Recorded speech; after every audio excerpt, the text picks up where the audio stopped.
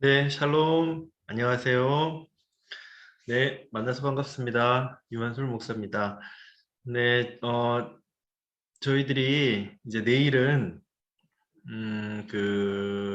모임을 밖에 나가서 좀 하려고 합니다. 식사도 좀 하고, 이렇게 교제 시간을 가지려고. 그래서 내일 이제 교회에 모였다가 또 우리가 성경 공부, 이게 구역 권찰 모임을 하고 식사를 하러 가면 또 시간에 어떤 촉박함도 있고, 또 그리고 이제 지금 또 코로나가 물론 위드 코로나지만 또 약간 불안한 부분도 있잖아요. 물론 우리가 식사를 하지만 그래서 어떤 시간적인 측면도 좀 아끼고 그리고 이렇게 또 미리 한번 보실 수 있도록 그렇게 뭐 빠른 편은 아니지만 제가 지금 이게 녹화를 하고 이제 보내드리려고 합니다. 그래서 내일 구역 권찰 모임은 이 이 녹화 영상으로 지금 보시는 영상으로 공부를 하시고 구역 모임을 하시면 되겠고 내일은 이제 저희들이 모여서 그렇게 어, 여건이 되시는 분들은 함께 모여서 식사를 하고 교제 시간을 갖도록 하겠습니다. 자, 그러면 이제 저희 믿음교국 구역관찰 모임 시작하도록 하겠습니다. 교회 소식은 뭐 특별한 변동사항은 없고요. 이제 상반기 권찰 공부 모임 일정이 오늘 하고 11월 26일 내일 하고요. 그리고 12월 10일 이제 마지막으로 마치게 되겠습니다. 그리고 구역 모임 후에는 기도 제목이나 근황을 교구서기 조민경 집사님께 좀 이렇게 공유해 주시면 좋겠습니다. 자, 우리 찬송가 324장 예수 나를 오라 하네 함께 찬양할 텐데 찬양은 여러분들 구역 모임 하실 때 어, 이제 잘 하시면 되겠습니다. 그 다음에 오늘 본문은 사사기 11장 1절부터 11절까지의 모임, 말씀입니다. 사사기 11장 1절부터 1절부터 11절. 이거 제목이 잘못됐습니다. 뉘우침 없는 부르짖음이 아니라 차별과 야망입니다. 차별과 야망. 제목이 잘못 들어갔습니다. 제목이 차별과 야망. 예. 그러면 먼저 본문을 읽어보도록 하겠습니다. 본문은 제가 읽지요. 한번 읽도록 하겠습니다. 길르앗 사람 입다는 큰 용사였으니 기생이 길르앗에게서 낳은 아들이었고 길르앗의 아내도 그의 아들들을 낳았더라. 그 아내의 아들들이 자라매 입다를 쫓아내며 그에게 이르되 너는 다른 여인의 자식이니 우리 아버지의 집에서 기업을 잊지 못하리라 한지라. 이에 입다가 그의 형제들을 피하여 돕 땅에 거주하며 잡류가 그에게로 모여와서 그와 함께 출입하였더라. 얼마 후에 암몬 자손이 이스라엘을 치려하니라.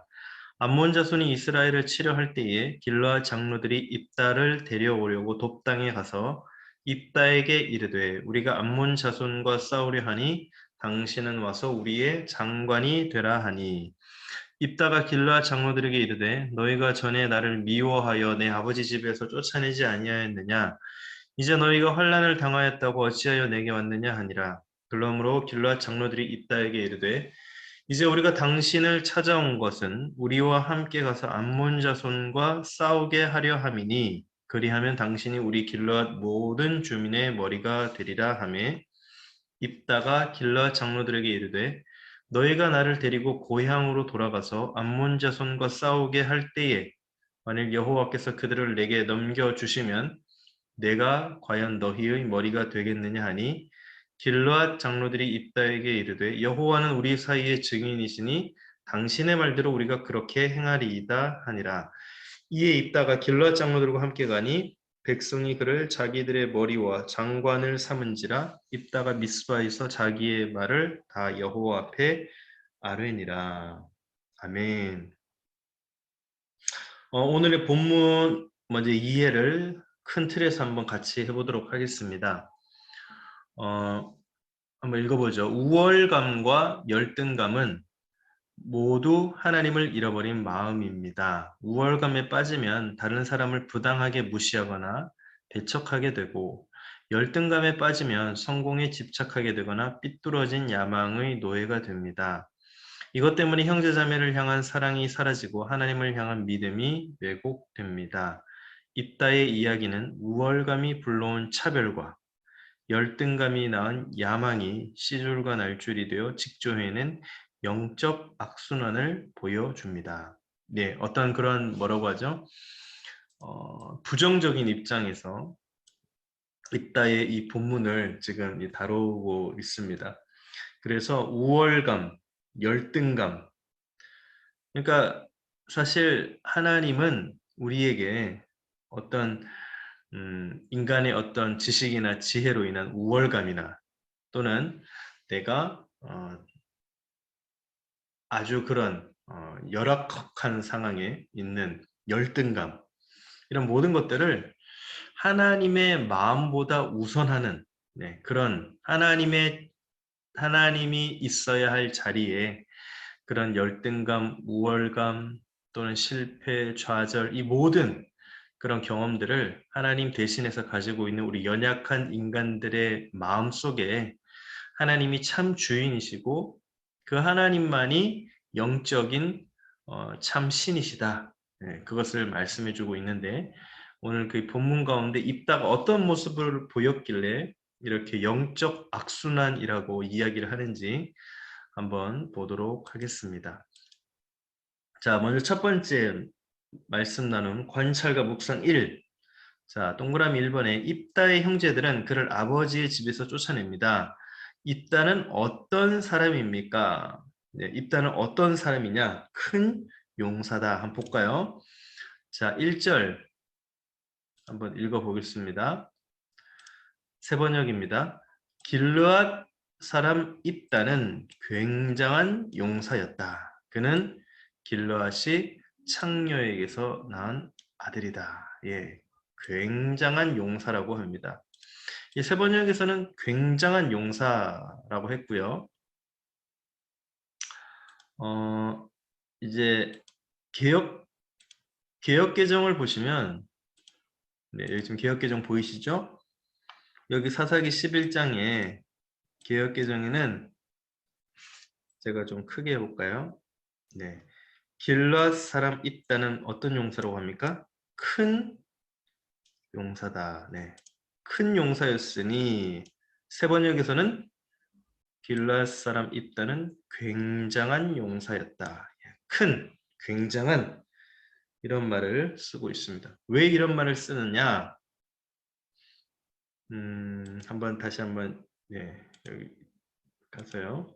왜 굉장한 큰 입다에게 사사 입다에게 왜 이런 말을 쓰느냐? 한번 보면요. 입다는 히브리서 11장에서 언급되는 5명의 사사시대 인물 기드온, 바락, 삼손, 입다, 사무엘 중 한 명으로 암몬과의 전쟁에서 승리를 이끈 큰 용사였습니다. 자, 히브리서 11장에 보면요. 11장 32절부터 34절 세 번역입니다. 내가 무슨 말을 더 하겠습니까?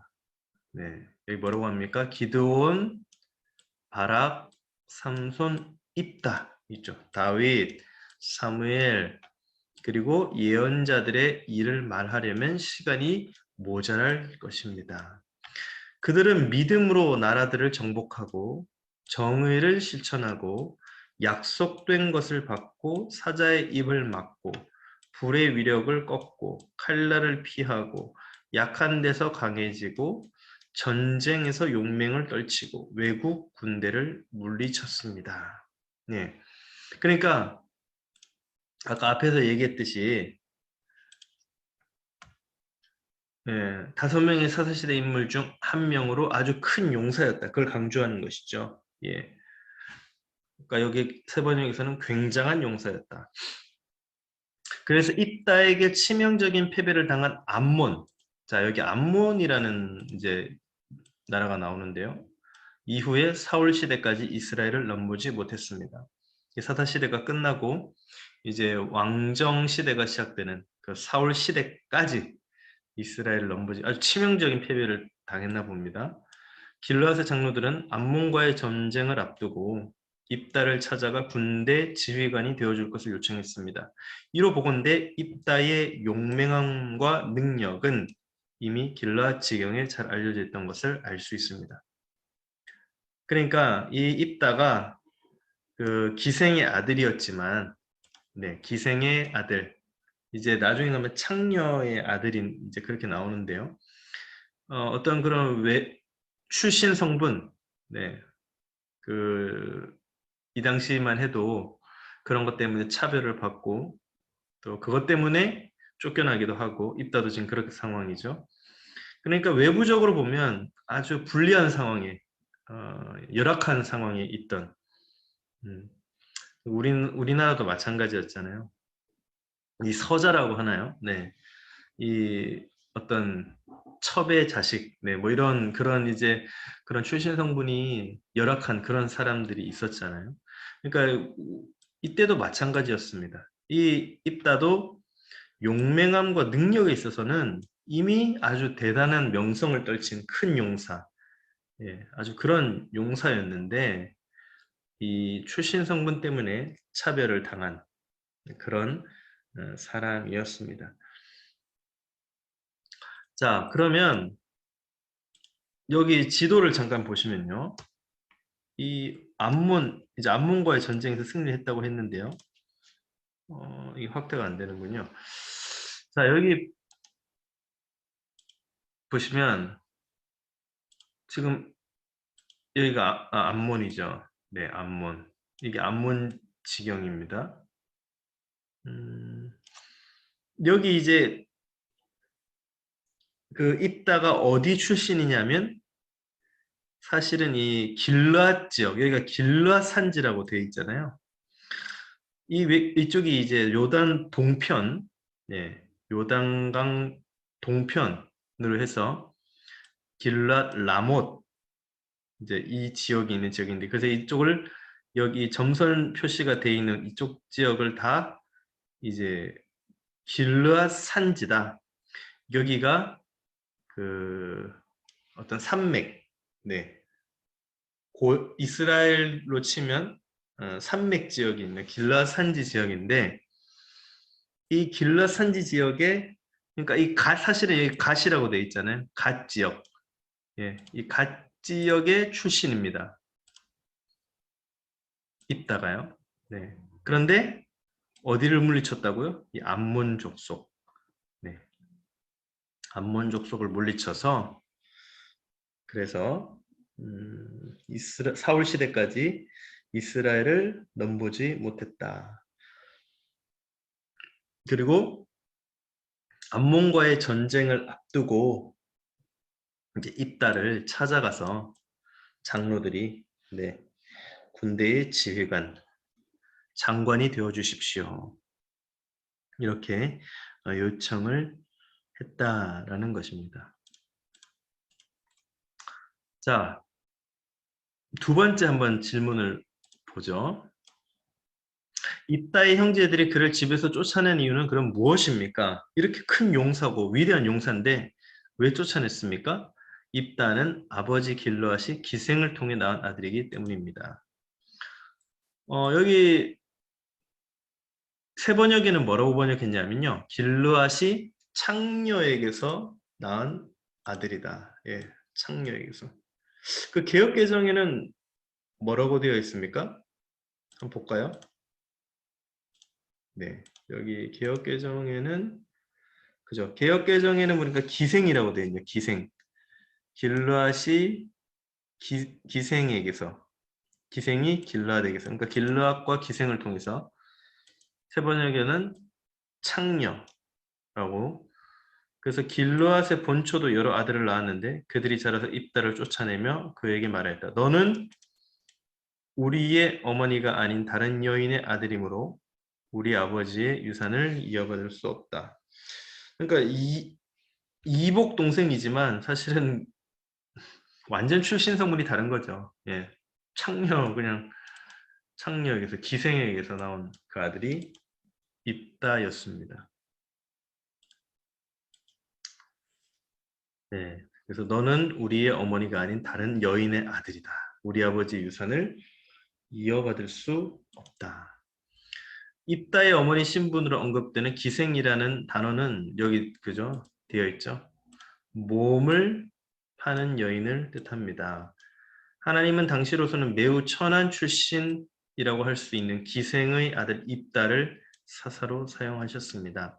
이는 하나님께서 외적 조건 때문에 사람을 차별하지 않으심을 분명하게 보여줍니다. 하나님은 사람의 외모를 보시지 않습니다.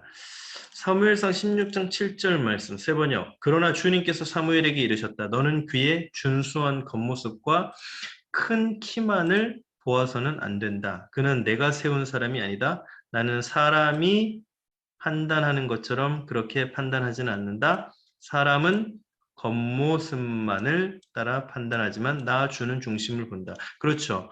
우리 사람은 육안이 훨씬 더 강하죠.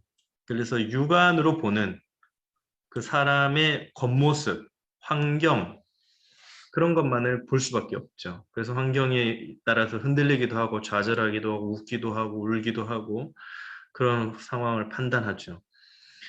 그래서 우리의 이 육신을 가진 사람으로서는 그렇게 할 수밖에 없다라는 것입니다. 예. 그러나 하나님은 우리에게 뭘 말씀하시냐면 육신이 아닌 영적인 눈을 떠서 영의 그 상황을 보라는 것입니다. 영적인 상황을 판단하라는 것입니다.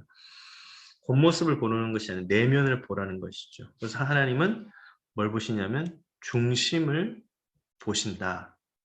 하나님 우리에게 그걸 말씀하시는 거죠. 중심을 보라고 말씀하십니다.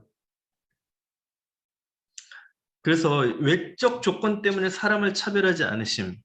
그 사사기에도 보면 그런 사사들이 많은데요. 특별히 사사기 4장에 보시면 3장. 예, 사사기 3장을 한번 볼까요? 어떤 사사가 있었나? 사사기 3장을 한번 보시면요. 에훗 나옵니다. 에훗. 에훗 아시죠? 에훗. 네. 에훗은 모압 왕 에글론 때에 이제 그 사사였는데 아까 그 지도에서 보셨듯이 모압은 그 어딥니까? 암몬 밑에 있던 거기가 모압 지역이었잖아요. 네. 여기 보시면 아까 여기 모압은 여기 있잖아요. 모압. 여기는 암몬. 그러니까 그 아까 사사기 3장에 에훗 때는 이 모압 왕 에글론을 이제 에훗이 가서 칼로 찔러서 죽였거든요. 그래서 요 위치를 좀 알고 가면 좋을 것 같고요. 자, 지금 말씀드리려고 하는 건 뭐냐면 하나님은 외적 조건 때문에 사람을 차별하지 않으신다. 그걸 어떻게 알 수 있느냐? 사사 에훗을 보면 알 수 있죠. 에훗은 여기 보시면 재미있죠. 왼손잡이입니다. 왼손잡이. 그 지난번에 말씀을 드렸잖아요. 한번. 이 원문에는 오른손에 장애가 있는 사람, 오른손이 올바르지 못한 사람 이런 식이거든요. 근데 왼손잡이 이때도 왼손잡이라면 어떤 그런 게 있었던 것 같아요. 좀 장애가 있는 것으로 온전치 못한 사람 그런 의미가 좀 있었던 것 같습니다. 그러니까 왼손잡이라는 표현은 전투력이 제로라는 뜻입니다. 전투력이 없다. 오른손잡이도 전투하기 힘든데 싸움 나가면 이길까 질까 아주 비슷비슷한데 왼손잡이라는 건 희망 가망이 없다. 전쟁에서는 전투력 제로다. 그런 뜻입니다. 왼손잡이 에훗. 그런데 하나님은 이 왼손잡이 에훗을 정규전이 아닌 비정규전을 통해서 그죠? 네. 비정규전을 통해서 여기 보세요. 에훗이 길이가 한 규빗 되는 좌우의 날상 칼을 만들어 그의 오른쪽 허벅지 옷 속에 차고 곡물을 모압 왕 에글론에게 바쳤는데 에글론은 매우 비둔한 자였더라. 그리고 이 모압 왕 에글론이 이제 할 때에 에훗이 그에게로 들어가니 왕은 서늘한 다락방에 홀로 앉아 있는 중이라 에훗이 이르되 내가 하나님의 명령을 받들어 왕에게 아를 일이 있나이다 하며 왕이 그의 좌석에 일어나니 에훗이 왼손을 뻗쳐. 그죠? 여기서도 왼손을 뻗쳤잖아요. 그러니까 그 왼손잡이라 그랬으니까 그 왼손잡이. 저도 칼질할 때 왼손을 쓰고 가위질할 때도 왼손을 쓰거든요. 그렇죠. 이게 옆에 있는 사람이 볼 때는 상당히 어설퍼 보이고 뭔가 이렇게 좀 불안해 보이는데 왼손잡이는 왼손이 편하거든요. 저는 사격할 때도 왼손으로 총을 쏘고 팔씨름도 왼손으로 하고 축구도 왼발로 하고 이제 오른손 하는 건 밥도 왼손으로 먹고 또 오른손 하는 건 글씨 쓰고 저는 야구할 때는 또 오른손으로 해요. 야구는 오른손으로 하고 축구는 왼발로 하고 이게 좀 뭔가 혼란스러워 보이죠. 예. 이게 되게 불안해 보이는데 또 칼질이나 가위질 이런 걸 하면 주변에 있는 분들이 그래요. 되게 불안해 보인다고. 자기가 하겠다고. 제가 과일 깎고 있으면 왼손으로 되게 불안해 보이니까 하지 말라고. 그렇게 보이잖아요. 어설퍼 보이잖아요. 그러니까 이때도 마찬가지였어요. 왼손잡이 에훗, 그죠? 이 왼손잡이 에훗 불안해 보이거든요. 전투력 제로거든요. 외적 상황을 볼 때는 외적 조건을 봤을 때는 아무런 그런 그 메리트가 없는 그런 사람이었거든요. 그런데 어떤 정규적인 그런 전투가 아닌 비정규전 게릴라식으로 해서 에훗이 왼손을 뻗쳐서 칼을 빼어가지고 모아방 에글론의 몸을 찔러서 칼자루도 나를 따라 들어가서 그 끝이 등 뒤까지 나갔고 그래서 결국은 이렇게 하나님께서 사용하시잖아요. 또 삼갈은요 여기 보시면 소 모는 막대기. 여러분 소 모는 막대기 뭐 쇠가 아니잖아요. 막대기 그냥 그 우리 어르신들 지팡이 짚고 다니시는 것 같아요. 그거보다 어떻게 보면 더 약한 게 소 모는 막대기잖아요. 그냥 손에 들고 다니는 막대기 같은 거. 그 소 모는 막대기로 블레셋 사람 600명을 죽였답니다. 여러분 이게 아니 막 탱크가 와서 전투기가 날라와서 막 폭탄을 퍼붓고 막 포탄을 쏘고 그래야 600명 죽일 수 있을 것 같은데 삼갈은요 소모는 막대기로 블레셋 사람 600명을 죽이고 이스라엘을 구원했답니다. 그러니까 하나님은 어떤 외형적인 그걸 보시지 않는다는 거예요. 그래서 여기도 외적 조건 때문에 사람을 차별하지 않으신다. 오히려 연약한 자를 들어서 강한 자를 부끄럽게 하시고 또 없는 것을 통해서 있는 것을 더욱더 부하게 하시고 하나님의 일하심, 사역, 역사하심은 우리 인간의 어떤 이런 지식으로 판단할 수 없고 이해할 수 없는 상상할 수조차 없는 그런 일을 하신다. 그런데 형제들은 그의 출신 성분을 문제 삼아 집안에서 쫓아낸다. 그걸 이야기하고 있습니다. 자, 그다음 세 번째 한번 볼까요? 돕당으로 이주한 입다에게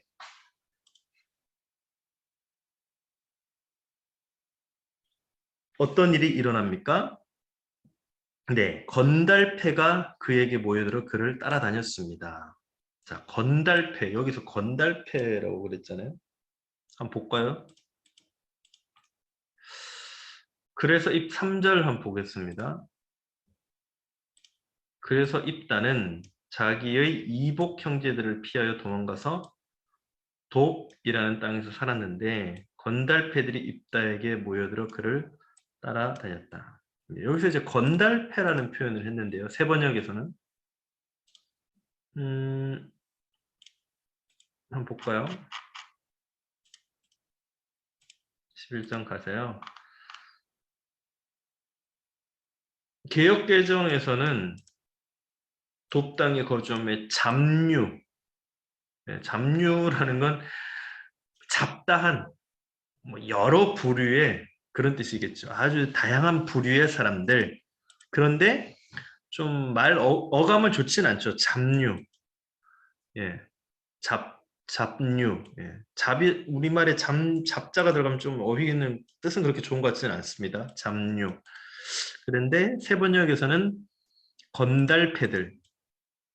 근데 실제로는 이 좀 이게 좀 그런데요. 원어에는 보니까 아무것도 없는 사람들, 아무것도 가지지 않은 사람들 그렇게 이제 표현이 되어 있더라고요. 예, 근데 우리 성경에는 이제 뭐 건달패들, 잡류,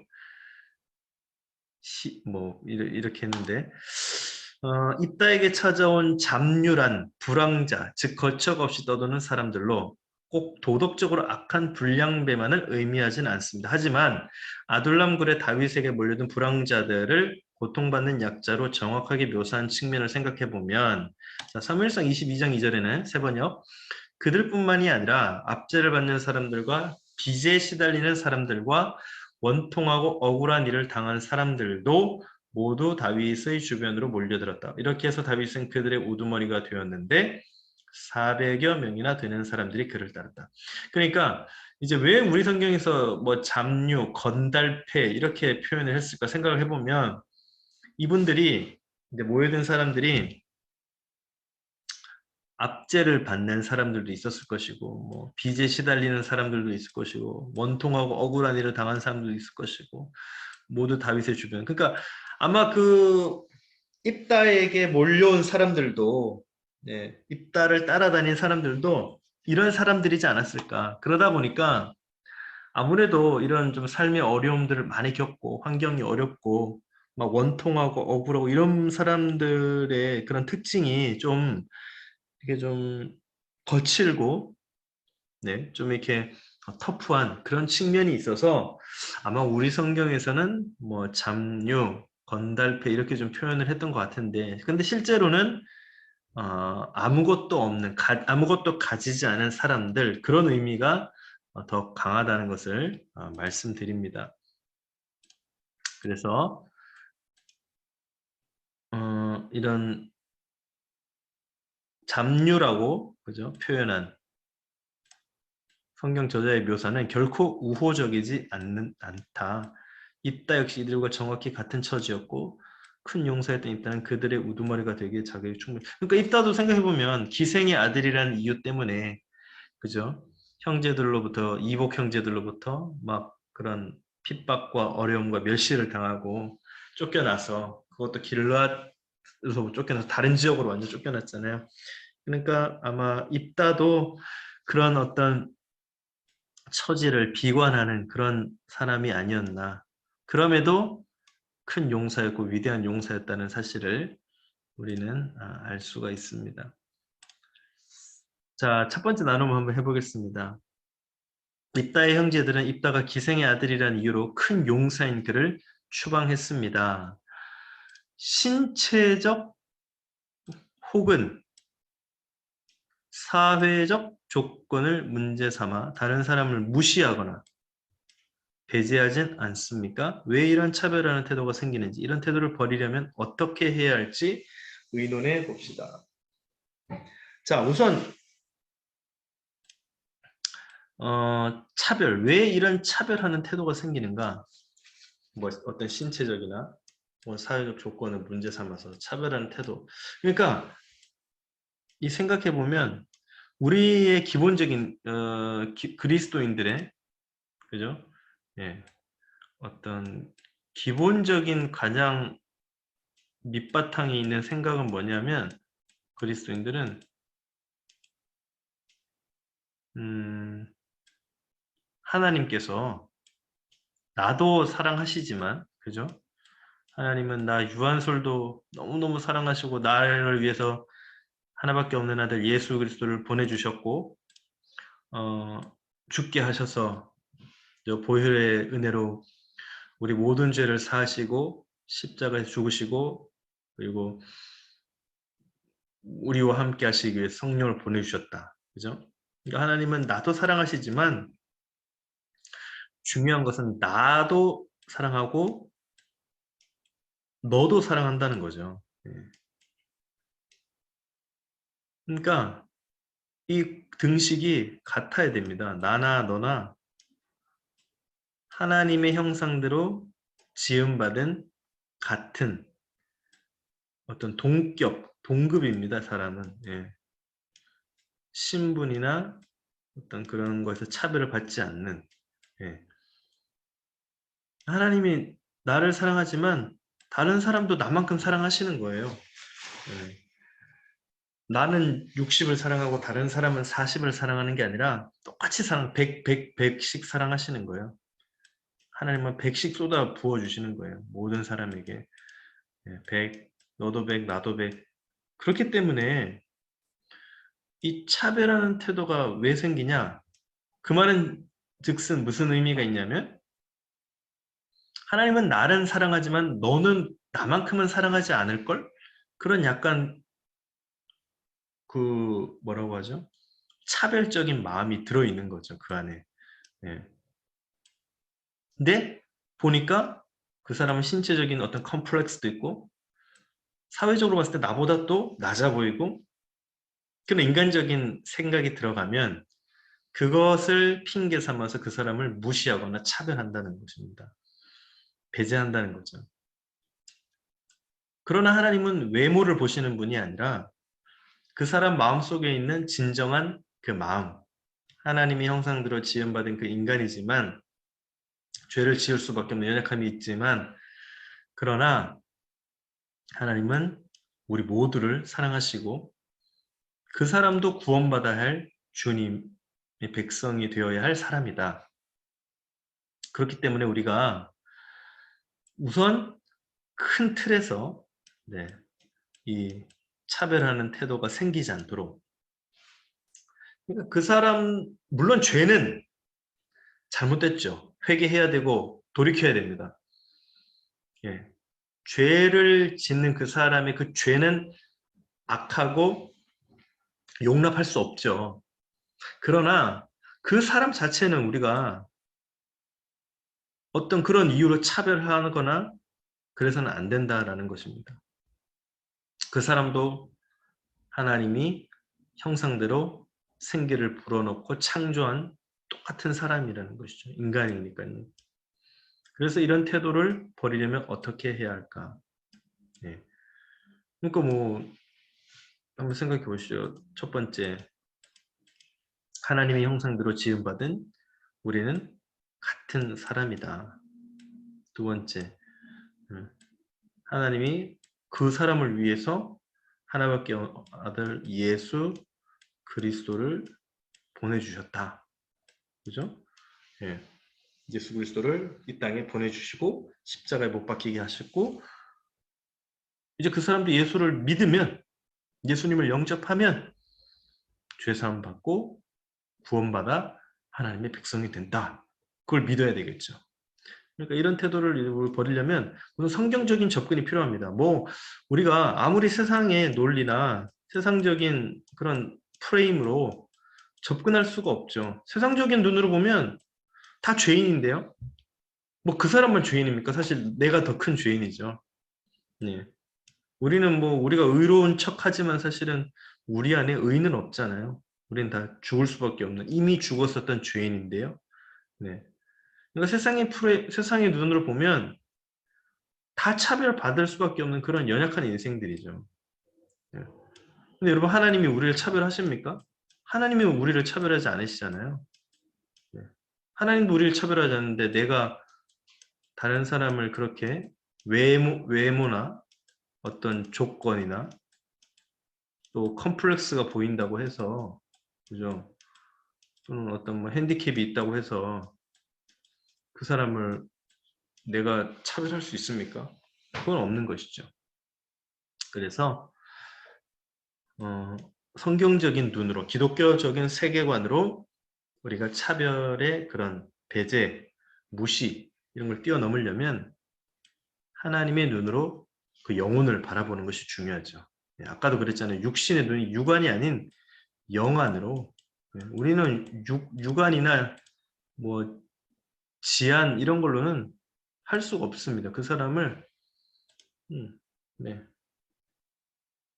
그래서 네. 육안이나 지안이 아닌 영안으로 그 사람을 바라보자. 네. 영적인 눈이 뜨여야 된다. 그래야 우리가 차별한 태도를 막을 수가 있다라는 것이죠. 자, 그러면 이제 두 번째 한번 볼까요? 예. 관찰과 묵상 두 번째. 암몬 자손의 공격을 앞둔 상황에서 길르앗의 장로들이 입다를 찾아옵니다. 장로들이 입다에게 제안한 것은 무엇입니까? 장관, 군대의 지휘관의 지휘를 줄 테니 암몬을 대항하는 전쟁을 이끌어 달라. 예, 한번 볼까요? 4절부터 6절, 세 번역. 얼마 뒤에 암몬 자손이 이스라엘을 쳐들어왔다.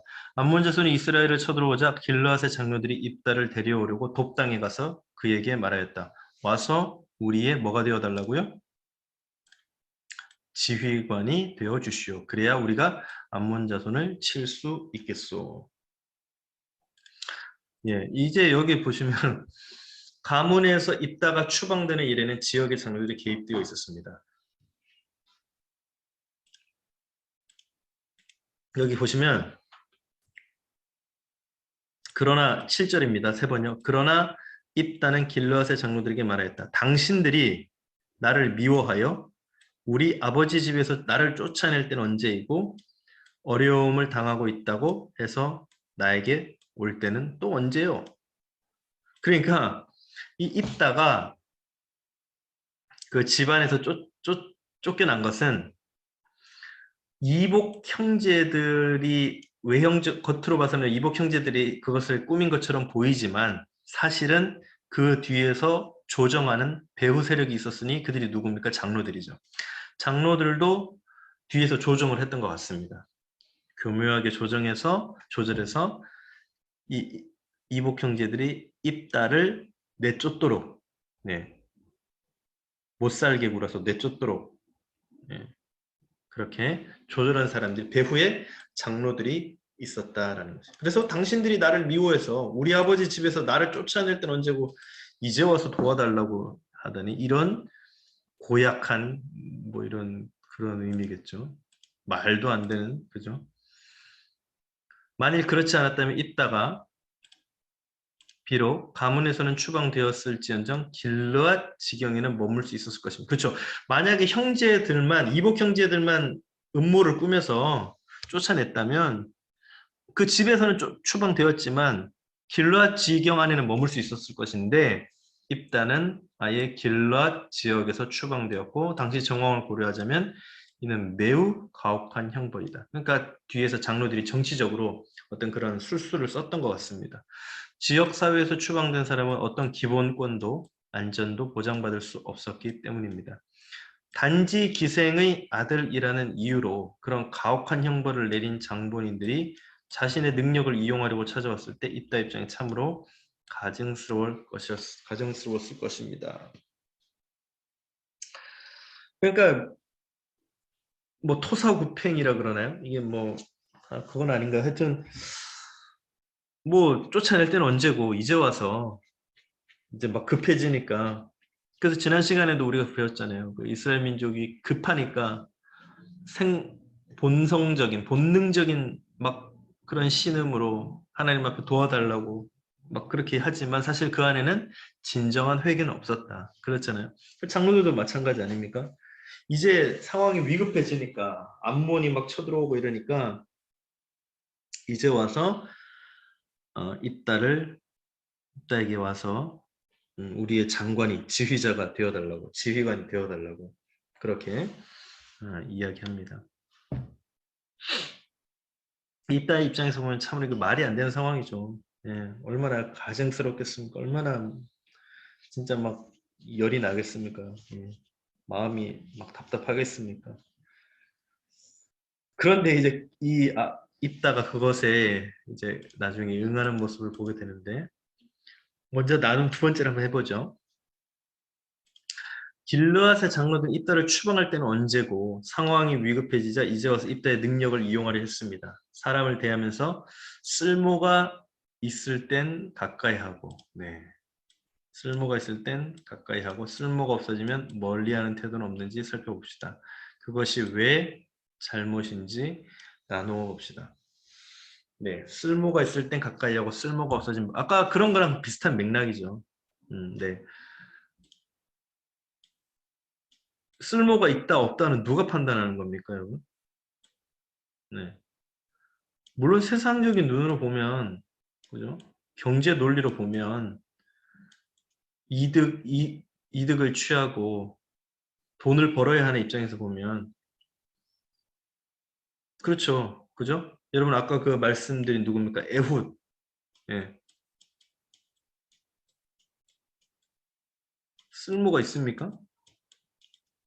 전투력 재료, 왼손잡이 뭐 좀 약간 좀 얘기하면 장애가 있는 그죠? 뭐 그렇게 표현할 수 있는 에훗. 쓸모가 있는 사람입니까? 아니죠. 네. 아까 그 삼갈 소모는 막대기로 블레셋 사람 600명을 죽인 삼갈. 여러분 소모는 막대기로 나타나면 사람들이 와 우리를 구원할 진정한 장관, 지휘관이야, 리더 이렇게 얘기할까요? 아, 땡. 네, 쓸모가 아마 없다라고 생각을 할 겁니다. 여러분 쓸모가 있을 땐 가까이 하면서 쓸모가 없어지면 딱 버리는. 네. 그거는 사실은 그러니까 세상 논리로는 맞는데, 네. 이제 젊을 때는 단물 다 빨아먹고 이제 뭐 그런 물론 그러니까 이제 그 말이 맞는데 경제적인 논리로 봐도 그렇고 이윤 창출의 어떤 입장에서 접근해도 그게 맞는데 성경은 그렇지 않다니까요. 예. 여러분 모세는 뭐 그런 측면에서 보면 쓸모가 있는 사람입니까? 아유 나이가 80이 되고 이제 뭐 할아버지인데 전혀 그렇지 않죠. 여러분 뭐 예를 바울은요.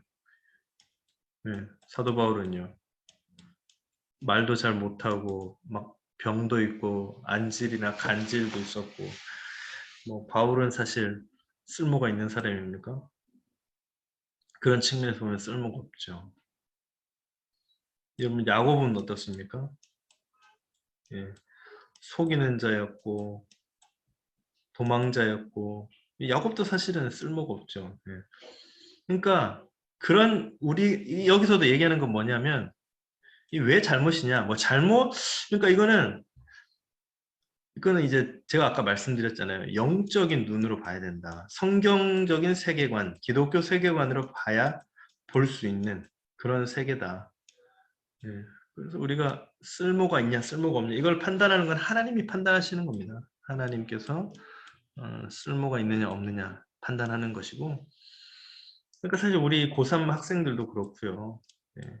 우리 취업 준비하는 취업 준비생들도 그렇고 또 우리 결혼을 앞둔 청년들도 그렇고 또 아까 말씀드린 할아버지 할머니들 우리 어르신들도 뭐 돌아가시기 전까지는 그 판단은 하나님이 하시는 거예요.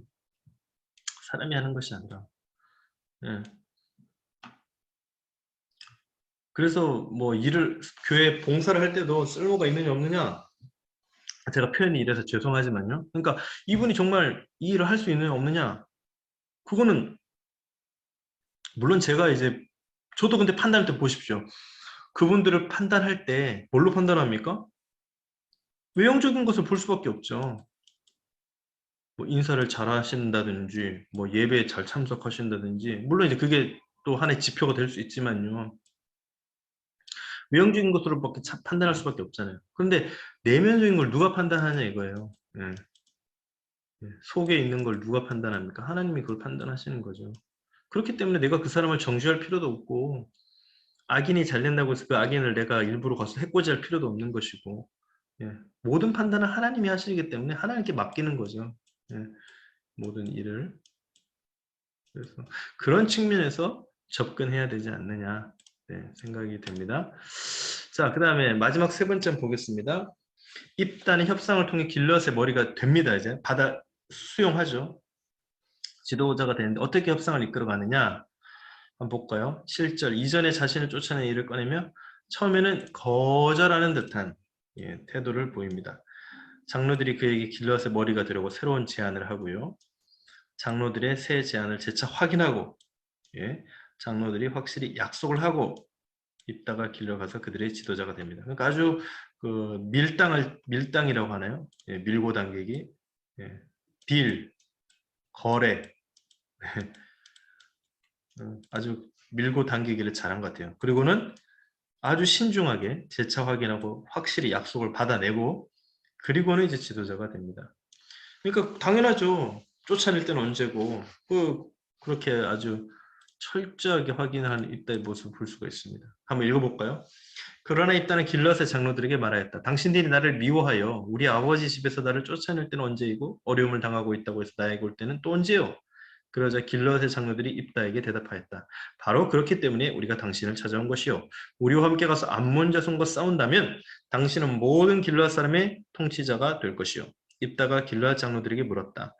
당신들이 나를 데리고 가서 암몬 자손과 싸울 때에 주님께서 그들을 나에게 넘겨주신다면 과연 당신들은 나를 통치자로 받들겠소? 10절 그러자 길르앗의 장로들이 입다에게 다짐하였다. 주님께서 우리 사이의 증인이십니다. 당신이 말한 그대로 우리가 할 것입니다. 입다가 길르앗의 장로들을 따라가니 백성이 그를 자기들의 통치자와 지휘관으로 삼았다. 입다는 그가 나눈 모든 말을 미스바에서 주님께 말씀드렸다.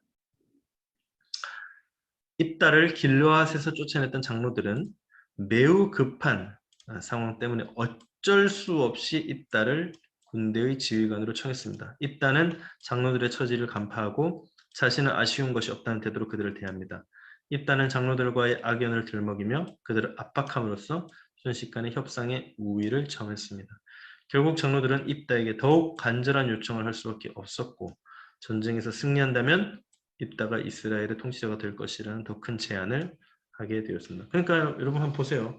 결국 먼저 잘못한 사람이 그 당시에는 이긴 것처럼 보이고 이제 상황이 끝난 것처럼 보이지만 또 상황이 역전되고 입장이 바뀌고 오히려 나중에는 수세에 몰리게 되는 것이죠. 그러니까 우리는 사실 이러한 일들을 아마 살아가면서 뭐 여러분들도 많이 겪으셨을 겁니다. 예.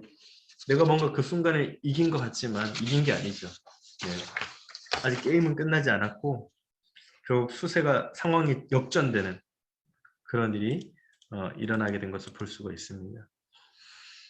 자, 이제 입다가 협상을 통해 길르앗의 머리가 됐는데 입다가 하나님과 관련해 한 일은 무엇입니까? 그럼 입다는 신앙적으로 뭘 했느냐? 하나님 관련해서 9절 만일 여호와께서 그들을 내게 넘겨주시면 이라는 조건을 말함으로써 자신의 승리의 신적 권위를 더딥힌다.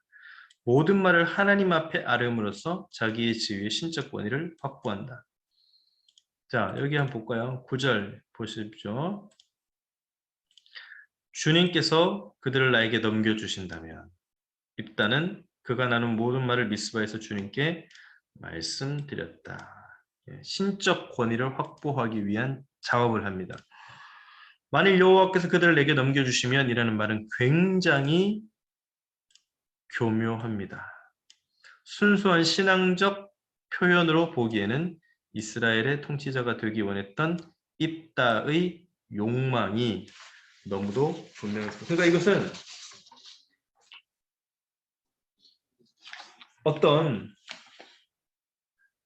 신적 권위를 확보하기 위한 말처럼 보이지만 사실은 욕망, 내 안에 끌어오르는 욕망을 표현한 말이다. 만일 여호와께서 그들을 내게 넘겨주시면 아주 그 똑똑하면서도 재치 있으면서도 교묘한 말을 했죠.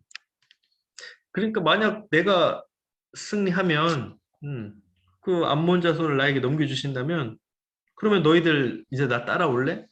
그 하나님이 그렇게 하신 건데 이렇게 이제 예. 그렇지만 그 안에 숨겨놓은 이 보이지 않는 그거 있는 거죠. 그래서 오늘 제목이 아까 뭐라고 차별과 야망이라 그랬잖아요. 예. 그러니까 있다가 차별도 당했지만 결국은 또 자신도 그런 차별을 당한 것에 대한 그런 어떤 심리로 또 야망을 가지게 되는 그래서 이것이 어떻게 보면 상극인 것 같지만 한 마음속에 담겨있는 그런 마음이지 않느냐. 만일 입다가 승리한다면 이 말은 그가 얻을 통치자 자격에 대해 확실한 신적 권위를 부여하게 될 것입니다. 그 때문에 입다는 단지 장로들과의 약조에서 끝내지 않고 미스바에서 하나님 앞에 이 모든 일을 고하는 행보를 보입니다. 자신의 자격에 대한 신적 권위를 더욱 확고히 백성들 앞에 드러내는 일이었습니다. 그래서 나중에 입다가 전쟁에 승리를 합니다. 근데 여러분 뒤에 가서 보시면 입다가 전쟁에 승리하고 돌아올 때 맨 처음 보이는 사람을 하나님께 드리겠다고 했는데 그게 누구였습니까? 자신의 딸이었죠. 아주 그 슬픈 이야기죠. 자신의 딸을 하나님께 드릴 수밖에 없는 그런 상황에 처하게 됩니다. 자, 입다는 탁월한 협상력을 발휘해 길르앗의 네. 그러면 나눔 3을 한번 볼까요? 네. 마지막입니다.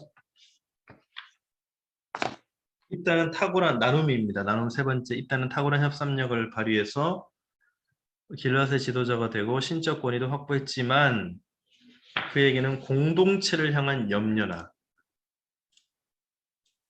네. 하나님을 향한 믿음은 없고 야망만 가득했습니다. 하나님과 공동체를 내 이익의 수단으로 여긴 적은 없는지 돌아보고 내가 조심해야 할 것은 무엇인지 나눠봅시다. 그러니까 아까 그 제목이 차별과 야망이었잖아요. 예, 위협한 것이라 그랬죠. 하나님과 공동체를 내 이익의 수단으로 여긴 적은 없는지. 그러니까 제가 예전에 말씀드렸잖아요. 그 하나님과 공동체를 이익의 수단으로 삼아서 뭐 제가 예전에 그 전화를 한 통 받았는데 근데 제가 목사라는 걸 알고 있더라고요. 목사님 그 저쪽 어디 대전 근방에 좋은 땅이 있는데 한번 투자하실 의향이 없냐고. 예. 이제 한 1년 후면 그 땅에 그 옆으로 이제 뭐가 지나간대요. 도로가 지나간다 그랬나? 하여튼 뭐가 지나가는데 거기에 지금부터 이제 농막 같은 것도 좀 지어놓고 그다음에 나무도 좀 심어놓고 또 그분들이 잘 알더라고요. 뭐 이런 작물을 심어놓으면 나중에 개발이 돼서 대박을 터뜨릴 것입니다. 딱 그렇게 이제 얘기를 하는 거예요. 여러분 그거는 하나님의 이름을 그거 하는 거예요. 하나님을 이용해서 거짓말을 하는 거죠. 하나님을 이용하는 거죠. 하나님의 이름으로. 여러분 하나님의 이름으로 우리가 실수하는 게 뭐가 있을까? 하나님과 공동체를 이익의 순환으로 삼으려고 하나님을 팔고 때로는 하나님의 이름으로 라는 명목으로 그 제가 예전에 말씀드렸잖아요. 십자군 전쟁 같은 거는 그 기치가 뭐였냐면요. 사실 이 십자군 전쟁은 피비린내 나는 전쟁이었는데 In the name of God이라고 그랬잖아요. In the name of God. 하나님의 이름으로 사람들을 막 죽였잖아요. 학살했죠. 유럽의 그 종교 전쟁, 예. 카톨릭과 개신교 사이에 있었던 그 30년 전쟁, 그걸로 유럽 인구의 절반이 거의 죽었잖아요. 그것도 마찬가지고요. 여러분 우리가 아이들에게 너 공부 열심히 해서 1등 해가지고 하나님께 영광 올려드려. 응? 공부 열심히 해. 하나님이 기뻐하실 거. 물론 하나님 기뻐하실 것 같긴 해요. 근데 하나님 진짜 그렇게 말씀하셨습니까? 공부 열심히 해서 하나님께 영광 올려드려. 그거 사실은 어찌 보면 부모의 욕심이죠. 네. 근데 우리는 그걸 하나님의 이름으로라고 포장해서 얘기를 하잖아요. 그러니까 하나님 공동체를 내 이익의 수단으로 여긴 적은 없는지 우리가 조심해야 된다는 것이죠. 내가 조심해야 할 것은 무엇인가 한번 나눠보시면 좋겠습니다. 자, 이제 끝났네요. 네, 오늘 여기서 마치고요. 네, 여러분 이걸로 지금 이걸 녹화를 해서 여러분들에게 보내드리겠습니다. 보시고 같이 공부를 하시고 우리 부역원들과 나누시고 그리고 이제 12월 10일에 마지막에 뵙도록 하겠습니다. 여러분 건강하시고 또 하나님 은혜 가운데 항상 승리하시기를 또 하나님의 말씀으로 무장하셔서 언제나 하나님께 기쁨이 되는 저와 여러분들이 되시기를 기도하겠습니다. 네, 그럼 여기서 마치도록 하겠습니다. 감사합니다.